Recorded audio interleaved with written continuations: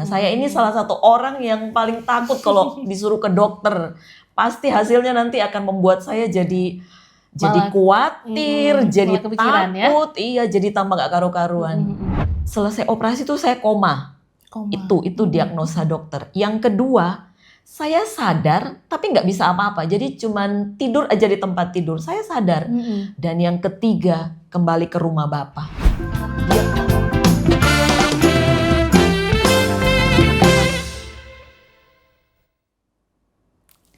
Hai, Shalom sahabat MDK. Senang sekali rasanya hari ini Sheila bisa kembali hadir di podcast MDK untuk menemani sahabat MDK semuanya. Setiap episode-episode yang ada di MDK itu pastinya akan membawa sebuah kesaksian, cerita, dan juga pengalaman yang luar biasa bagi semua sahabat-sahabat MDK yang mendengarkan. Nah, untuk kali ini ada sesuatu yang spesial nih.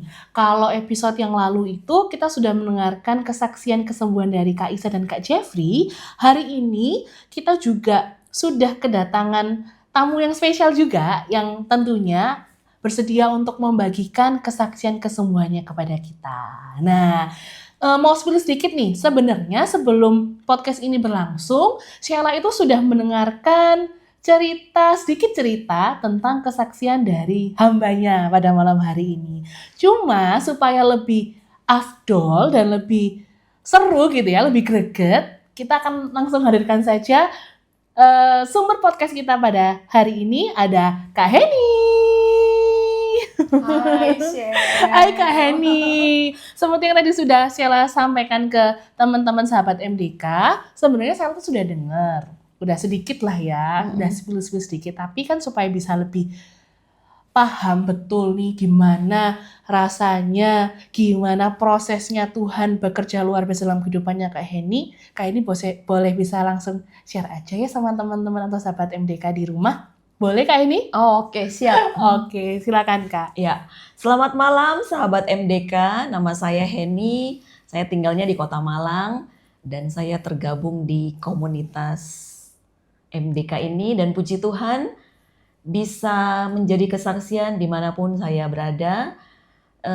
Kesaksian saya tahun 2014 Tuhan izinkan, jadi 11 tahun yang lalu. 11 tahun yang lalu. Tuhan izinkan saya terkena sakit tumor otak, dan dengan sakit itu banyak hal yang Tuhan ubah di hidup saya, dan banyak cerita yang luar biasa yang Tuhan kerjakan di hidup saya.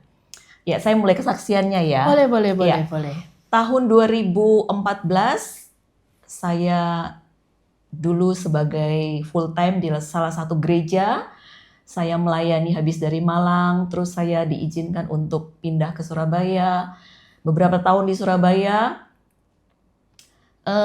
gejala yang saya rasakan itu cuman seperti sakit kepala biasa aja. Jadi saya pikir, saya minum obat tertentu sakitnya hilang. Dan itu saya nggak tahu sudah beberapa tahun lamanya terjadi. Di titik tertentu saya mungkin udah nggak tahan, akhirnya saya resign dari pekerjaan. Oh, sampai resign ya? Iya, saya resign karena rasanya sudah nggak kuat. Tekanannya mungkin sudah semakin sakit. Ada beberapa teman sih sarankan coba ke dokter untuk di check up. Nah, saya ini salah satu orang yang paling takut kalau disuruh ke dokter. Pasti hasilnya nanti akan membuat saya jadi khawatir, jadi takut, iya, jadi tambah gak karu-karuan. Tapi di saat tertentu akhirnya saya resign karena saya sakit. Saya ke Malang. Kebetulan saya di Malang tinggal berdua dengan mama saya. Pada saat kejadian itu saya lagi sendiri di rumah, mama saya lagi pergi ke rumah keluarga. Dan puji Tuhannya, dalam segala hal Tuhan itu buat semuanya baik. Saya tinggal di rumah sendiri, mama saya keluar. Pada saat mama saya pergi, rumah itu saya nggak kunci. Saya nggak kunci. Dan waktu mama saya tiba, dia pulangnya mungkin ya sudah agak malam. Kok sampai ke rumah, kok rumah itu gelap. Begitu sampai di rumah, masuk ke kamar, mama saya ketemu dan menemukan saya pingsan di tempat tidur. Oh, jadi Ya. pada waktu itu Kak Heni posisi pingsan, nggak ada orang. Sendirian di rumah. Sendirian. Iya. Ya puji Tuhannya rumah saya nggak kunci. Kalau saya kunci, nggak tahu nanti gimana ceritanya. Akhirnya mama saya menemukan saya di kamar pingsan. Cerita dari mama saya pas dia melihat saya pingsan itu, mohon maaf dari mulut saya muntah, dari bawahnya saya kencing. Akhirnya langsung diberesin sama mama saya, dibawa ke rumah sakit. Dibawa ke rumah sakit, sampai di rumah sakit sepertinya tidak terjadi apa-apa. Akhirnya saya dipertemukan dengan dokter saraf. Dokter saraf, terus dokter saraf itu mungkin ngobrol dengan mama saya, terus sempat juga ngobrol-ngobrol dengan saya. Akhirnya dokter sarafnya bilang, "Bu, saya kenalkan dengan dokter ahli bedah syaraf ya. Soalnya kalau cuman syaraf aja kayaknya nggak ngatasi." Akhirnya ya mama saya bilang, "Oh ya dok." Akhirnya sudah dipertemukan dengan salah seorang dokter ahli bedah syaraf di Malang. Dokter itu ngobrol dengan saya, terus ya keadaan saya itu on off, kadang nyambung, kadang enggak. Akhirnya dokternya bilang, "Bu, kayaknya ini harus di CT scan ini." Iya, karena saya ajak bicara, saya nanya A, kok jawabnya B, akhirnya kan nggak ketemu. Nah itu pagi hari, akhirnya besoknya dijadwal saya CT scan. Di CT scan, begitu hasil CT scan keluar, dan dokter itu langsung ngomong, "Bu, ini kayaknya harus segera dioperasi." Sudah sampai di tahap operasi ya Kak? Langsung. Karena dokternya bilang ini sudah tidak memungkinkan lagi ditunda. Nah dari situ mama saya dijelaskan kalau di kepala saya ada tumor otak. Dan tumornya itu sudah mulai menekan ke otak. Nah, karena sudah diagnosa seperti itu, mau nggak mau CT scan harus segera dilaksanakan. Itu, sorry Kak, itu di bagian kanan atau kiri? Di bagian kanan ini. Oh, kanan ya. sini.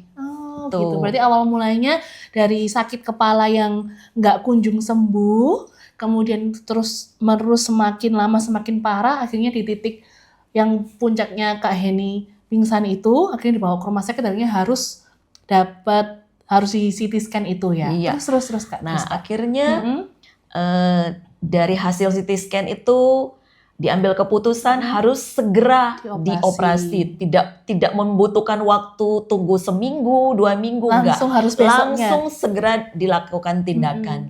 Nah sebelum waktunya untuk operasi, ya dokter bersama keluarga ngobrol dulu sebaiknya mau dioperasi di mana. Ada yang usulkan harus operasi ke luar negeri. Oh, sampai ke luar negeri. Terus iya saya bilang, aduh kalau ke luar negeri mungkin agak susah ya. Di samping biayanya mahal, mungkin urusan surat menyuratnya nanti akan mengalami kendala. Akhirnya diambil keputusan saya operasi tetap di Kota Malang. Dan puji Tuhannya selesai dari rumah sakit ini, saya dipindahkan ke rumah sakit yang satunya. Dari situ saya masuk, diadakan pokoknya semua pemeriksaan dilakukan. Jadi namanya suntikan-suntikan itu dari yang model yang pelan sampai yang sakit, sampai saya rasanya dengan suntikan itu sampai hari ini sedikit-sedikit trauma kalau disuruh suntikan. Akhirnya saya masuk ke rumah sakit dan sebelum masuk untuk operasi, diobservasi dulu saya 2 atau 3 hari gitu. Selesai observasi, mungkin dokternya berunding gimana, diputuskan untuk segera dioperasi. Waktu saya masuk operasi itu rambut saya itu ya kurang lebih sepanjang ini juga. Nah dokternya bilang karena harus operasi dan mau nggak mau saya harus digundul. Ya puji Tuhan, jadi besoknya mau operasi, sore ini saya digundul. Nah inilah wajah saya waktu digundul, keren kan? Itu ya saya digundul, tapi saya tetap bersyukur semua Tuhan buat baik. masih cantik kok Kak. Tuh, mungkin masih bisa action kayak gini kan, ting gitu. Ya puji Tuhannya dalam keadaan apapun saya tetap bersuka cita. Betul, Dan betul. beberapa teman yang datang kunjungan ke rumah sakit sampai ngomong, sebenarnya kamu itu sakit apa enggak sih? Soalnya diajak ngobrol ya sukacita terus. Ya puji Tuhan, saya percaya itulah kebaikan Tuhan ya Betul, buat hidup saya betul. pribadi. Tidak ada sedikit rasa takut di hati saya karena saya tahu Tuhan yang saya sembah itu Tuhan yang hidup, Tuhan yang Amen. dahsyat, Tuhan yang berkuasa, Tuhan yang pegang kendali atas hidup saya. Dan kalau Tuhan izinkan saya mengalami sakit tumor otak, saya percaya ada rencana Tuhan dan maksud Tuhan yang baik di hidup Betul. saya. Waktu Kak Heni akhirnya disampaikan bahwa ada tumor otak, kemudian harus operasi dan lain sebagainya. Pertama kali yang Kak Heni rasakan apa? Maksudnya apakah pasti kaget lah ya tiba-tiba Normal ada lah, kaget seperti itu, atau mungkin ada sesuatu rasa kecewa mungkin, atau mungkin nggak kebayang Tuhan memberikan rencana seperti ini. Apa yang Kak Heni rasakan? Kalau untuk kecewa enggak, cuman saya ya puji Tuhannya lagi, saya tetap berpikir positif ya. Saya cuman bilang, Tuhan terima kasih Tuhan buat semuanya ini. Dan satu hal yang yang Tuhan taruh satu pujian di hidup saya, setiap saya mungkin tidak ada yang datang kunjungan, waktu saya sendiri bersama dengan perawat, satu pujian itu selalu saya naikkan. Pujiannya itu yang mengatakan semua baik, semua baik. Itu terus yang saya ulang, jadinya kekuatan dari Tuhan itu rasanya sungguh luar biasa. Saya percaya rancangan Tuhan di hidup saya itu rancangan yang terbaik. Kalaupun Tuhan izinkan saya untuk menderita sakit tumor otak, saya percaya itu tidak terlepas dari rencana dan rancangan Tuhan. Nah, setelah saya habis digundul, besoknya saya malamnya di CT scan lagi. Saya tetap berharap begini, Tuhan, kalau saya sering dengarkan kesaksian, kalau orang lain dapat kesaksian sebelum operasi di CT scan lagi atau di MRI lagi, tiba-tiba hasilnya, wow, tumornya hilang, semuanya hilang. Saya berharap seperti itu. Saya ngomongnya gini, Tuhan, kalau orang lain Tuhan tolong, kalau orang lain Tuhan berikan mujizat, saya juga Tuhan mau mengalami itu. Akhirnya besok mau operasi, malam ini saya diizinkan untuk CT scan lagi dan hasilnya keluar. Saya tetap berharap Tuhan tumornya hilang dalam nama Yesus, tumornya hilang. Ternyata dokternya bilang, Hen, hasilnya tetap sama, besok harus operasi. Ya sudah, saya bilang, ya sudah, mau gimana lagi? Memang jalan Tuhan seperti itu, saya akan ikuti aja, saya jalani semua yang apa Tuhan izinkan. Selesai saya CT scan malam itu, besoknya saya masuk ke ruang operasi.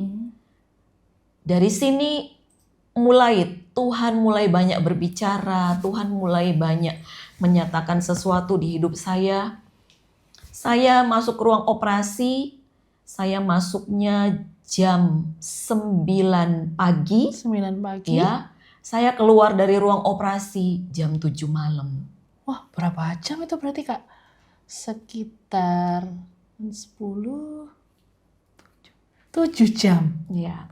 Wow. Saya orang yang masuk pertama, saya orang yang keluar terakhir. Itulah dahsyatnya Tuhan tuh ya. Di jarak waktu yang begitu lama, di situ Tuhan banyak bicara. Sebelum saya masuk ke ruang operasi, saya tuh merasakan sendiri, Tuhan, saya harus masuk ke ruang operasi loh Tuhan. Semua keluarga, teman-teman, sahabat ngantar, tapi cuman sampai di pintu masuk ruang operasi. Selanjutnya saya harus hadapi semua sendiri. Saya sempat sedih, merasa Tuhan, saya kok kayaknya jadi saya jadi teringat waktu Tuhan di Taman Getsemani, seakan-akan dia sendirian menghadapi semua itu.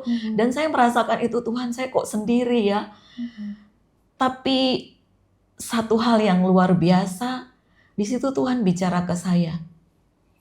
Dan itulah awal ya, awal banyak perkara-perkara yang supranatural itu Tuhan kerjakan di hidup saya.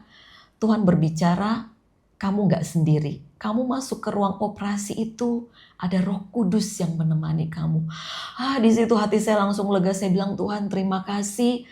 Terima kasih buat Roh Kudus yang menemani saya masuk ke ruangan operasi. Dan sebelum saya masuk ke ruangan operasi, saya ada hamba Tuhan, dia ini seorang pendoa, mereka datang berdua, memohon izin ke keluarga saya untuk mendoakan Henny sebelum masuk ke ruang operasi. Begitu didoakan, ibu ini mendapatkan sesuatu dari Tuhan. Dia ngomong ke keluarga saya, dia ngomong, jangan takut, jangan sedih. Henny masuk ke ruangan operasi itu tidak sendirian, tapi ada Roh Kudus yang menemani dia. Dan yang kedua, pada saat operasi dilaksanakan, tanganku sendiri, tangan Tuhan sendiri itu yang akan mengoperasi kepala Henny. Saya bilang, saya dapat cerita ini selesai saya operasi ya, baru diceritain sama keluarga saya. Akhirnya saya masuk ke ruang operasi, semua berjalan dengan lancar, semua berjalan dengan baik. Saya itu dioperasi ya sekitar 7 jam. Kesaksian dari dokter yang mengerjakan operasi itu, dia bilang terlalu banyak karena dia orang seberang. Dia bilang terlalu banyak hal yang ajaib-ajaib yang saya rasakan di meja operasi. Yang pertama, dokter ini bilang, biasanya kalau saya operasi kan saya memakai alat itu kurang lebih 1 baki, itu nggak tahu ada berapa banyak alat, gitu ya, ada banyak alat. Dan semua alat itu pasti harus dipakai untuk pada saat operasi. Tapi yang saya rasa aneh, ini kesaksian dokternya ya, alat itu nggak semua saya pakai, operasi udah selesai. Itu yang pertama.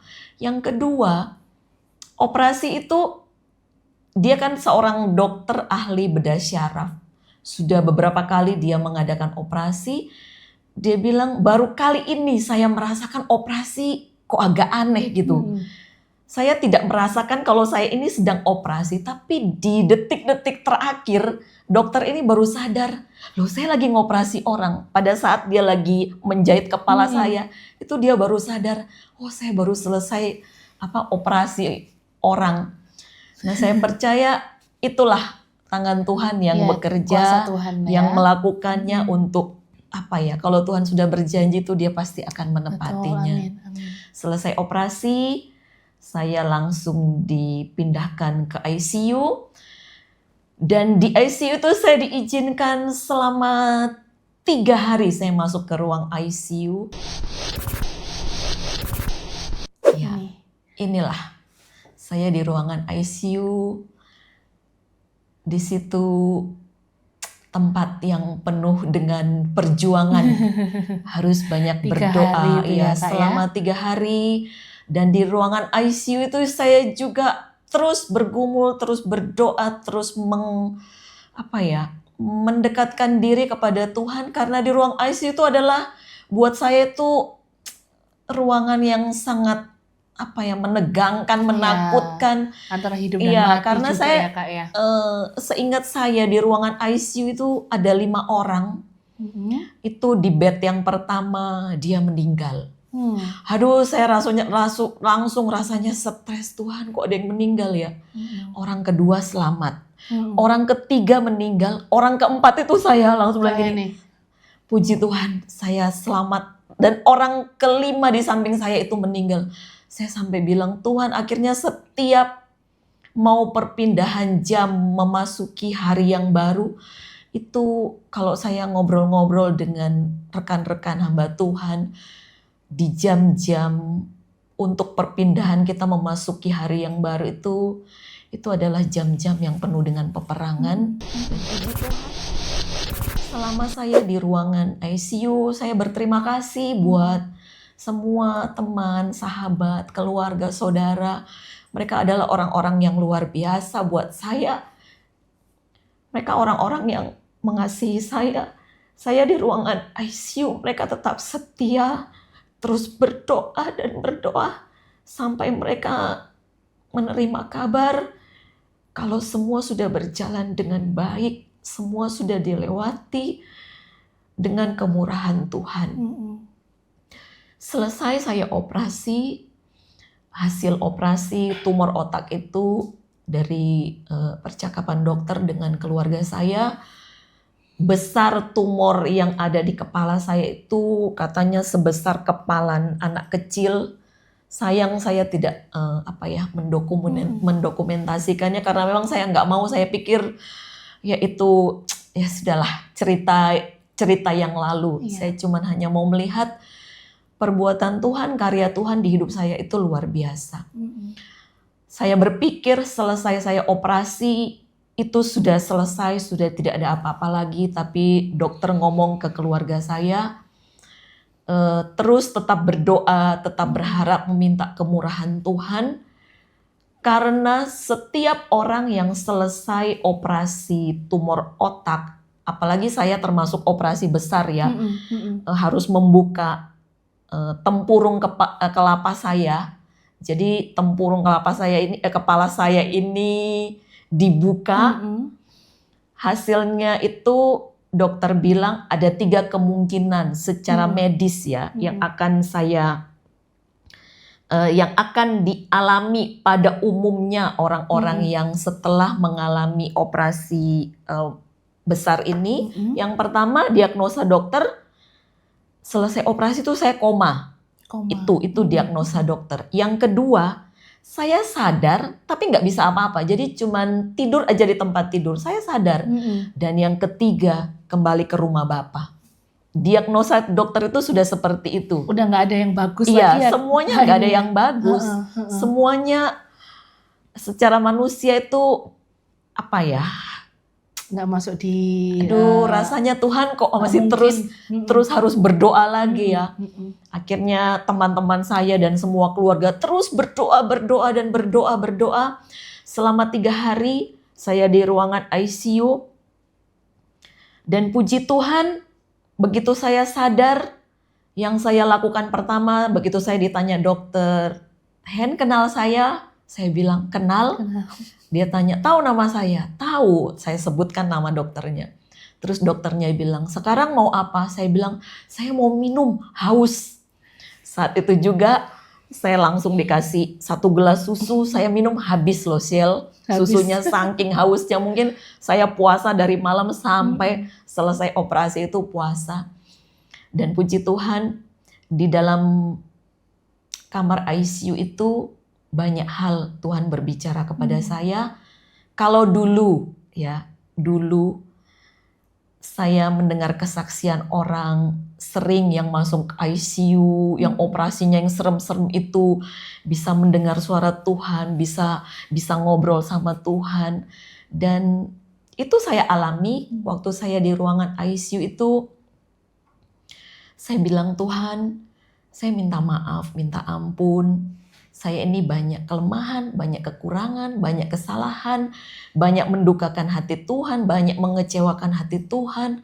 Sampai rasanya Tuhan, saya bisa lepas ya, bisa selamat dari operasi tumor otak ini, itu semua karena kemurahan Tuhan. Saya minta ampun Tuhan kalau semua hal-hal yang tidak berkenan di hadapan Tuhan itu mengecewakan Tuhan. Tapi satu hal, di saat saya ngomong seperti itu, Tuhan yang kita sembah itu dia Bapa yang sangat baik, luar biasa baik. Di saat saya ngobrol seperti itu bersama Tuhan, tahu nggak Tuhan bilang apa ke saya, Sil? Kamu mungkin banyak mengecewakan aku, banyak membuat aku menangis, banyak buat aku sedih, banyak melanggar hal-hal yang tidak aku inginkan. Tapi satu hal yang perlu kamu ingat, cinta dan kasih Tuhan untuk saya pribadi itu tidak akan pernah berubah. Itu Tuhan sendiri ngomong seperti itu di hidupku, dan saya mendengar suara itu, saya bilang, Tuhan, terima kasih. Dari situ saya mengawali titik balik kehidupan saya. Dari yang dulu Tuhan izinkan dinolkan lagi, jadi saya memulai segala sesuatunya lagi dari awal. Dan di ruang ICU itu juga banyak Tuhan ngomong. Sewaktu saya di meja operasi, Tuhan izinkan saya bisa melihat tubuh saya di meja operasi itu. Mungkin roh saya itu sempat keluar dari tubuh ini, dan saya melihat tubuh saya itu terbaring di meja operasi. Tuhan itu ngomong gini, manusia itu seperti itu loh di hadapanku. Tidak bisa berbuat apa-apa, tidak bisa punya kekuatan apa-apa.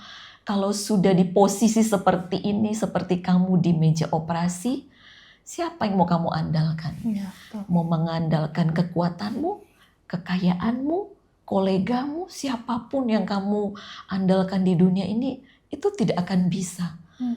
Akhirnya saya bilang, iya benar Tuhan. Kalau kita semua ini miliknya Dia. Kalau Dia sudah bilang waktunya kembali, ya sudah kembali. Kita manusia tidak bisa berbuat apa-apa. Tapi Tuhan pesan ke saya nggak minta hartamu, nggak minta apapun lah yang kamu punya di dunia ini. Cuman satu hal yang aku minta, permuliakan aku dalam hidupmu. Lewat apa? Mungkin hari ini sahabat-sahabat MDK hidup dalam kelimpahan, pakailah kelimpahan itu untuk mempermuliakan Tuhan. Mungkin punya talenta seperti Sheila yang suaranya bagus kalau mimpin pujian, pakailah itu untuk mempermuliakan Tuhan. Apapun, talenta apapun saat ini yang Tuhan berikan di dalam kehidupan sahabat-sahabat MDK, pakailah itu untuk kemuliaan Tuhan. Tuhan cuma minta itu aja. Tuhan gak minta kekayaanmu, gak minta apapun di hidupmu. Cuma Tuhan minta pakai segala sesuatu yang ada di dalam hidup kita ini untuk mempermuliakan Tuhan. Akhirnya karena begitu banyak pesan-pesan yang Tuhan sampaikan dalam hidup saya pribadi, untuk saya pribadi, begitu juga dengan orang-orang yang saya temui, saya kemanapun Tuhan izinkan melayani, bersaksi, apalagi bersama dengan teman-teman MDK, itu saya terus sampaikan apa yang bisa saya sampaikan, kebaikan Tuhan, bahwa kuasa Tuhan itu luar biasa dahsyat. Kuasa doa itu luar biasa dahsyat. Jawaban doa itu ya dan amin. Kalau hari ini buat sahabat-sahabat MDK yang masih tetap bergumul dengan sakit penyakit, dengan pergumulan pekerjaan, dengan pergumulan keluarga, dengan pergumulan ekonomi, dengan pergumulan apapun, teruslah tetap berdoa, tetap percaya, tetap berharap bahwa pertolongan Tuhan itu pasti akan kita terima. Amin. Ya, kalau saya yang sakit tumor otak, Tuhan tolong, Tuhan pulihkan, ya. Tuhan berikan kesembuhan sampai hari ini bisa melayani. Saya percaya sahabat-sahabat MDK juga asal tetap setia, tekun, percaya, beriman, pasti akan menerima pertolongan daripada Tuhan. Dan selesai saya operasi pertama, saya pikir sudah selesai, ya, keluar dari rumah sakit. Waktunya saya untuk pemulihan di rumah. Dan waktu untuk saya keluar dari rumah sakit, masih ada waktu untuk kontrol ke dokter, kontrol terus ke dokter. Sampai di dokter, ada satu hal yang luar biasa membuat saya shock, kaget luar biasa. Karena dokternya bilang, Hen, sudah siap untuk operasi kedua? Saya kaget, oh Tuhan, saya operasi pertama aja traumanya belum selesai, masih harus lanjut operasi kedua. Lah saya bilang, loh dok mau operasi apa lagi? Tumor saya kan sudah diambil, ya sudah selesai kan? Ternyata sesuatu yang saya tidak tahu dan memang semua teman-teman saya, keluarga besar saya, tidak ada satupun yang berani menyampaikan kepada saya. Selama saya 1 bulan keluar dari rumah sakit itu, saya hidup tanpa memakai tempurung kepala, maaf saudara. Saya antara kelapa dan kepala itu agak-agak bingung. Iya. Jadi Ini ya, itu fotonya. selama sebulan saya hidup seperti itu. Jadi kalau saya agak gerak yang mungkin agak-agak ekstrim, orang-orang di sekitar saya pasti teriak, hati-hati. Ya saya pikir biasa aja. Ternyata dari situ saya baru tahu selama sebulan kepala saya ini nggak ada tempurungnya. Oh, itu berarti dokter juga nggak memberitahukan kalau waktu operasi itu diangkat gitu tempurung kepalanya. Iya, nggak ada yang kasih tahu sih. Saya pikir habis operasi selesai ya dipasang seperti semula. Ternyata karena tengkorak kepala saya ini ada, menurut penjelasan dari dokter ya, ada tumor yang menempel di tengkoraknya. Akhirnya tempurungnya ini dibuang. Mau nggak mau saya pakai tempurung palsu supaya untuk menutupi otak saya itu. Akhirnya saya dibutuhkan waktu untuk saya menyiapkan hati karena saya harus operasi lagi. Sedangkan masuk ruang operasi itu buat saya hal yang sangat menakutkan. Kalau nggak ada kesiapan hati, saya belum siap. Akhirnya dokternya bilang, siapkan hati dulu, kalau hatinya sudah siap, baru kita adakan operasi. Itu jeda 1 bulan aja ya Kak ya? 1 bulan saya butuh waktu untuk mempersiapkan hati untuk saya masuk ke operasi yang kedua. Iya. Begitu hati siap, saya langsung ambil keputusan, ya saya siap dok untuk operasi yang kedua. Saat operasi yang kedua, sebelum operasi dilaksanakan, saya konsultasi dulu ke dokternya. Dok, kira-kira saya habis operasi masuk ruang ICU lagi nggak ya?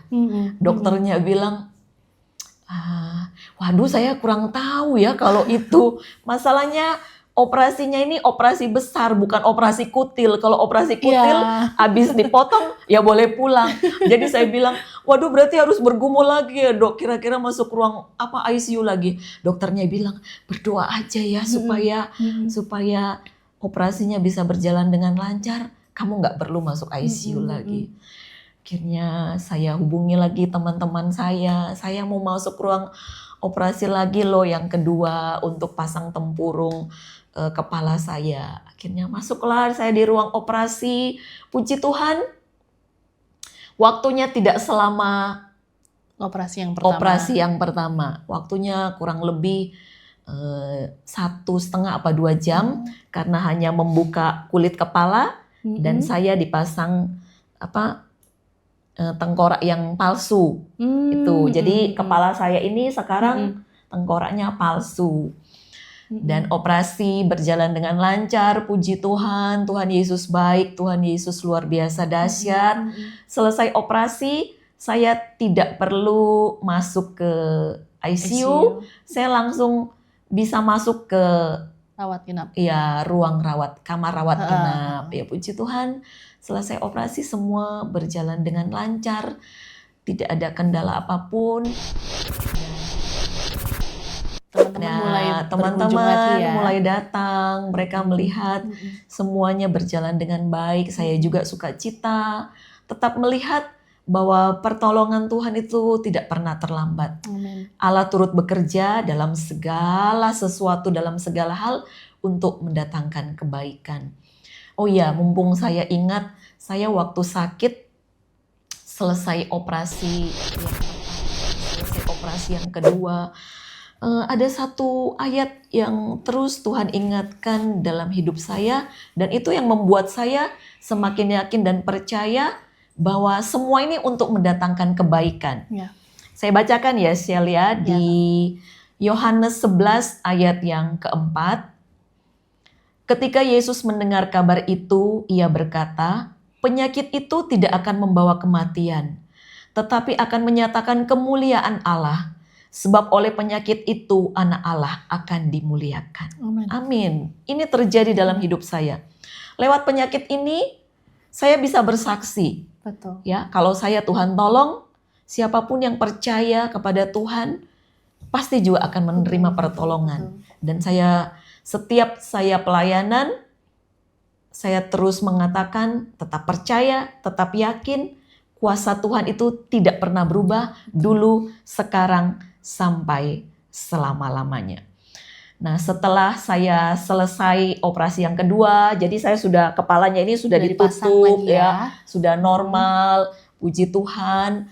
Ketiga hasil dari diagnosa dokter tadi, yang tadinya kalau selesai operasi kemungkinan bisa koma, yang kedua sadar tapi nggak bisa buat apa-apa, yang ketiga kembali ke rumah Bapa, kembali ke Sang Pencipta. Puji Tuhan semua itu tidak terjadi. Sampai hari ini sahabat-sahabat MDK bisa melihat saya dalam keadaan yang baik, keadaan yang sehat, diajak ngobrol juga bisa nyambung, ya, nggak butuh waktu untuk loading. Saya harus berpikir dulu baru bicara, enggak. Tetap semua Tuhan buat baik, semua Tuhan kerjakan baik. Tuhan yang mengoperasi, kalau Tuhan sudah turun tangan, Dia akan mengerjakan dari awal sampai akhir itu sempurna. Luar biasa ya. Tidak ada yang tidak disempurnakan oleh Tuhan. Dan percayalah buat sahabat-sahabat MDK, terus tetap memiliki pengharapan iman yang kuat di dalam Tuhan sampai mujizat itu kita terima. Betul. Ya, inilah kesaksian saya. Bagi manusia mungkin mustahil, bagi manusia mungkin tidak bisa terjadi, tapi bagi Tuhan, bagi Allah kita, ya, yang mustahil bagi kita itu tidak mustahil bagi Dia. Betul. Yang tidak mungkin bagi kita itu sangat mungkin bagi Dia. Dan hari ini setelah saya selesai operasi, mau nggak mau saya harus kembali lagi beraktivitas. Setelah kurang lebih 5 atau 6 bulan saya tidak ke gereja. Saya tidak ke gereja. Dan ini kali pertama saya pergi beribadah, ya, dengan rambut yang agak baru kira-kira 1 senti itu tumbuh. Itu masih gatal-gatalnya rambut. Tapi saya tadinya ya sempat aduh nanti orang perhatikan rambut saya, ini perempuan tapi kok rambutnya pendek. Ya puji Tuhan, saya bertemu dan punya ibu gembala yang mensupport saya. Dia bilang harus tetap ibadah, nggak apa-apa. Yang tadinya saya maunya duduk di belakang, agak mau sembunyi-sembunyi. Ternyata dibilang, ayo duduk ke depan aja, sekalian kamu bisa bersaksi. Jadi sumber kesaksian juga. Bahwa Tuhan itu luar biasa dahsyat, Tuhan itu luar biasa ajaib. Akhirnya saya beranikan diri, duduk di depan, dan itulah wajah saya, ya. Wajah yang segar, rambut juga sudah tumbuh, dan luar biasanya setelah habis saya digundul, rambut saya jadi semakin tebal, semakin hitam. Ya itulah karya Tuhan yang luar biasa, semua bisa terjadi karena kemurahan Tuhan. Dan setelah saya habis beribadah, beberapa bulan kemudian saya diajak foto bersama dengan Ibu Gembala, rambut saya sudah kembali normal. Semakin panjang. Iya ya, semakin lebat ya. Ya, rambutnya semakin lebat, semakin subur. Ya, itulah kebaikan-kebaikan Tuhan yang sudah Tuhan buatkan di hidup saya. Dan sekali lagi saya mau ingatkan buat sahabat-sahabat MDK, tetaplah memiliki pengharapan, ya. Tetap memiliki iman kepada Tuhan. Ya, keajaiban pertolongan Tuhan itu pasti akan terjadi. Amen. Tuhan yang kita sembah itu Tuhan yang dahsyat, Tuhan yang ajaib, Tuhan yang luar biasa. Kuasanya tidak pernah berubah dulu, sekarang, sampai selama-lamanya. Kalau saya menerima pertolongan, saya terima mujizat, saya disembuhkan, saya dipulihkan. Sampai hari ini, puji Tuhan, saya sudah tidak minum obat lagi, sudah tidak pernah kontrol, sama sekali tidak. Dan puji Tuhan sudah tidak ada keluhan-keluhan apapun. Saya percaya itu semua karena kemurahan Tuhan. Dan biarlah melalui kesaksian ini, biarlah bisa menjadi berkat bagi banyak orang, nama Tuhan dipermuliakan. Amin. Luar biasa. Benar-benar tidak terpikirkan ya Kak Eni, begitu hebatnya Tuhan kita itu untuk bisa mencintai kita dengan caranya yang benar-benar di luar pikiran kita, di luar Apa yang kita bayangkan Tuhan sudah sediakan. Amin. Dan semoga kesaksian ini juga bisa memberkati semua sahabat MDK dimanapun sahabat semua berada, dalam keadaan apapun, dalam lemah secara tubuh, secara fisik, apapun itu.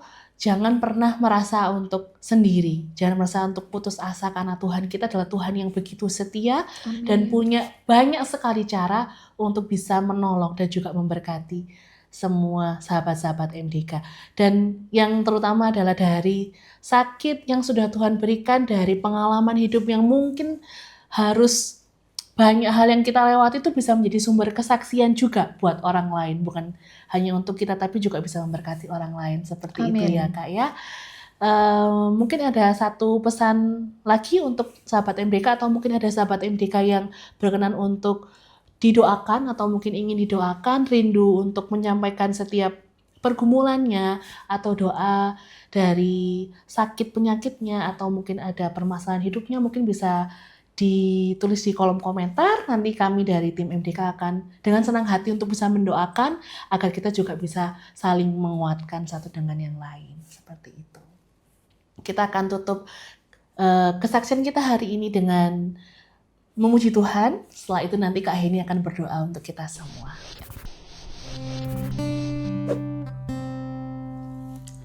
Dari semula telah Kau tetapkan hidupku dalam tangan-Mu, dalam rencana-Mu Tuhan. Rencana indah telah Kau siapkan bagi masa depanku yang penuh harapan. Semua baik, semua baik. Apa yang telah Kau perbuat di dalam hidupku, semua baik, sungguh teramat baik. Kau jadikan hidupku berarti. Semua baik, semua baik, semua baik. Apa yang telah Kau perbuat di dalam hidupku, semua baik, sungguh teramat baik. Kau jadikan hidupku berarti. Kau jadikan hidupku berarti. Kau jadikan hidupku berarti.